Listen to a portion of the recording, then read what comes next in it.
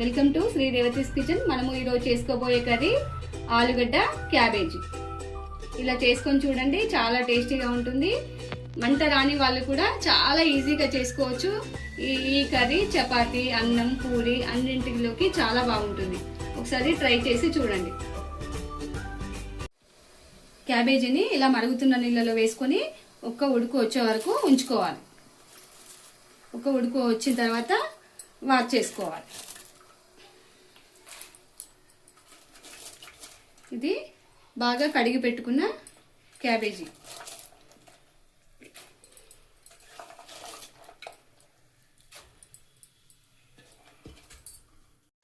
ఇలా ఉడుకుతున్న క్యాబేజీని వాష్ చేసుకోవాలి.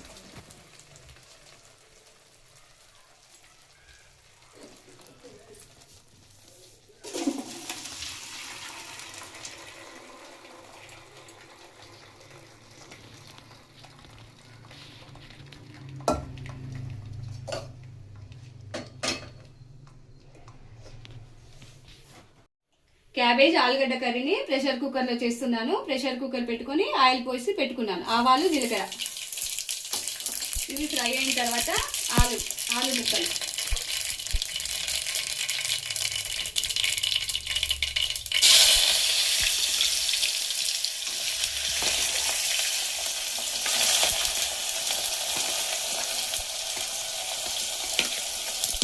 అన్ని వేసి ఒక 3 విజిల్స్ వచ్చే వరకు ఉడికించుకోవాలి. చాలా సింపుల్గా, చాలా త్వరగా అయిపోతుంది ఈ కర్రీ. చాలా టేస్టీగా కూడా ఉంటుంది. ఇప్పుడు ఇందులో పసుపు, ఉప్పు, కారం తగినంత, క్యాబేజీ ఆలుగడ్డ ముక్కలు చూసి ఉప్పు కారం వేసుకోవాలి. ఇది కొత్తిమీర,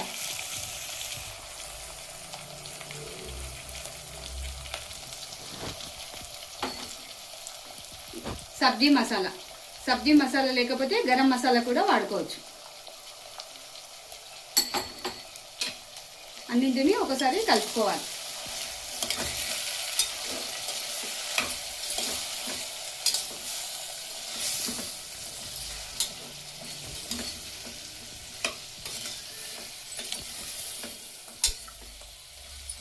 వీటిని కలుపుకున్న తర్వాత క్యాబేజీని వేసుకుందాం.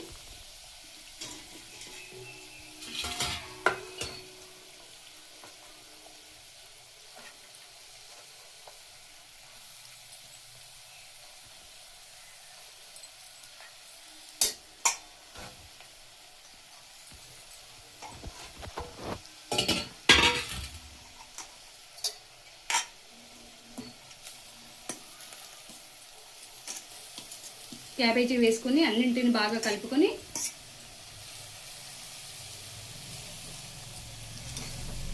మూత పెట్టుకొని ఒక 2 నిమిషాలు ఉంచుకున్న తర్వాత నీళ్లు పోసుకొని ఒక 3 విజిల్స్ వచ్చే వరకు ఉడికించుకోవాలి.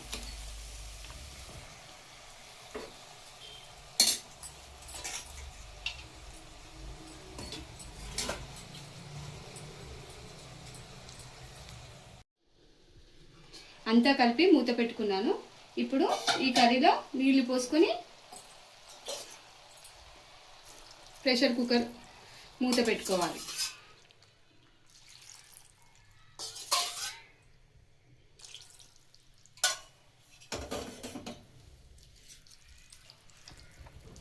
తగినంత నీళ్లు పోసుకోవాలి.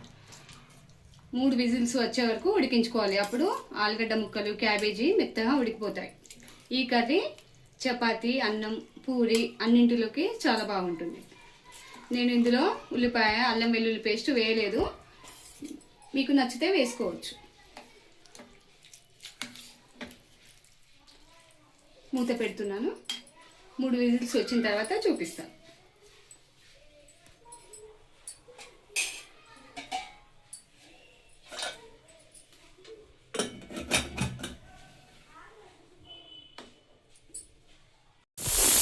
ఇప్పుడు విజిల్స్ వచ్చేసాయి, స్టీమ్ కూడా పోయింది. మూత తీసుకుందాం.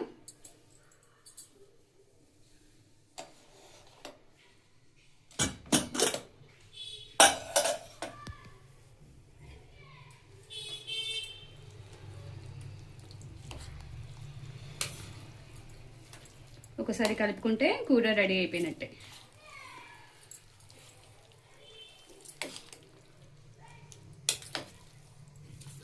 అన్నీ కరెక్ట్గా సరిపోయాయి నీళ్ళు. మీకు పల్చగా కావాలనుకుంటే కొన్ని నీళ్లు పోసుకోవచ్చు.